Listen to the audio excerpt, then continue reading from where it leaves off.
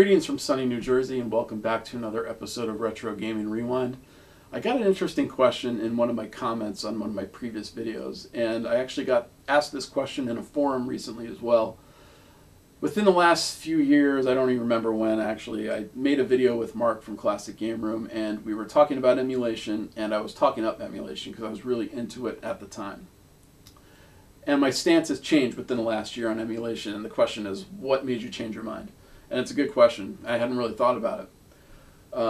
But I think what happened is I just don't seem to do very well with a mass selection in a virtual space, right? So to give you a for instance, when I tune into Netflix, I spend more time scrolling through menus and bad movies than I do actually watching anything on Netflix, because there's just so much there, I can't actually make up my mind. The suggestions don't help. The genres, all that stuff doesn't help because there's just too much. It's too much selection. I find the same thing happens with emulation because I have access to every game. Every game that I've ever wanted to play when I was younger, I have access to through emulation.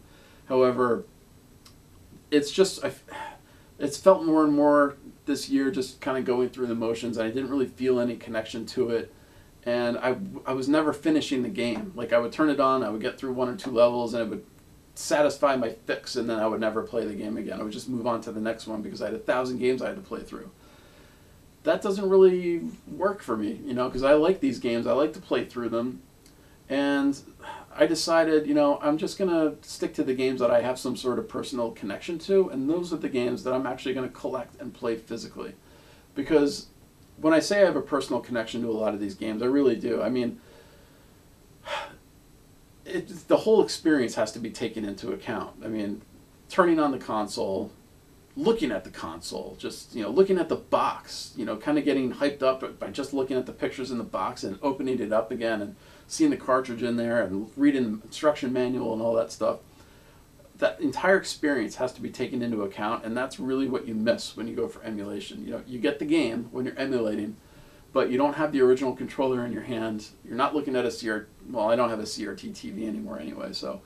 But that part is kind of beyond the point. But that, I mean, you understand where I'm going. Like, it's the entire experience has to be taken into account for me personally, and that's kind of what changed over this last year.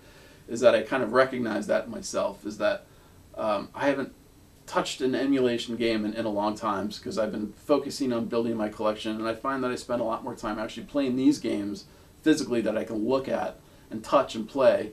I spend a lot more time doing that than I do in emulation.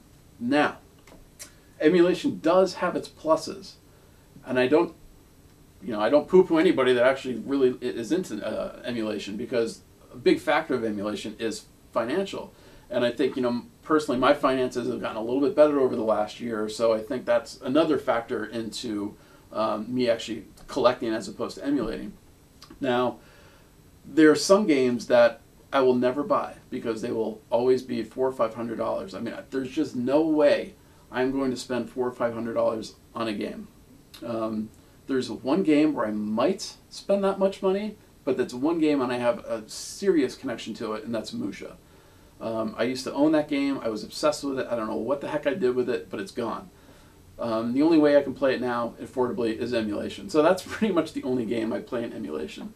But there's lots of TurboGrafx CD games and stuff like that that are just super rare, that go for like $300 or $400. And I'm just never going to buy those because I don't have that hardcore connection like I do with Musha. I mean, I don't have a connection to any game like I do with that. So emulation is great for that. No doubt about it. I don't, it's not like a blanket statement where I say I'm done with emulation and I don't enjoy it anymore.